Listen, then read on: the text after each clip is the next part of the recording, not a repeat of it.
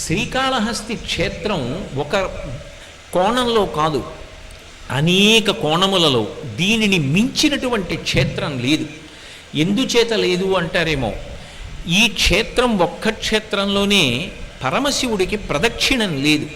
సాధారణంగా శివాలయంలో ఒకటే శివలింగం ఉందనుకోండి, ప్రదక్షిణము అప్రదక్షిణము అలాగే పూర్ణ ప్రదక్షిణము అని మూడు ఉంటాయి. ఆ మూడు రకములైనటువంటి స్థితులలో ఉన్నవాళ్ళు చెయ్యాలి. బ్రహ్మచారి అయితే పూర్ణ ప్రదక్షిణం చేస్తాడు, గృహస్థ అయితే సవ్యాపసవ్య ప్రదక్షిణం చెయ్యాలి. చండీశ్వరుడి వరకు వచ్చి పూర్తి చేయకుండా మళ్ళీ వెనక్కి వచ్చి చండీశ్వరుడి దగ్గరికి వచ్చి మళ్ళీ నందీశ్వరుడి దగ్గర నుంచి గుళ్ళోకి వెళ్ళాలి. ఒక్క శ్రీకాళహస్తిలో శివలింగ దర్శనం చేసేటప్పుడు మాత్రం ఆ తూర్పు ద్వారంలోంచి రావాలి.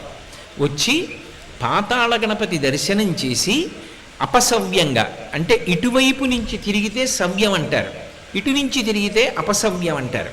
ఇలా అపసవ్యంగా వచ్చి దక్షిణామూర్తి కనపడేటట్టుగా దేవాలయం లోపలికి ప్రవేశించాలి.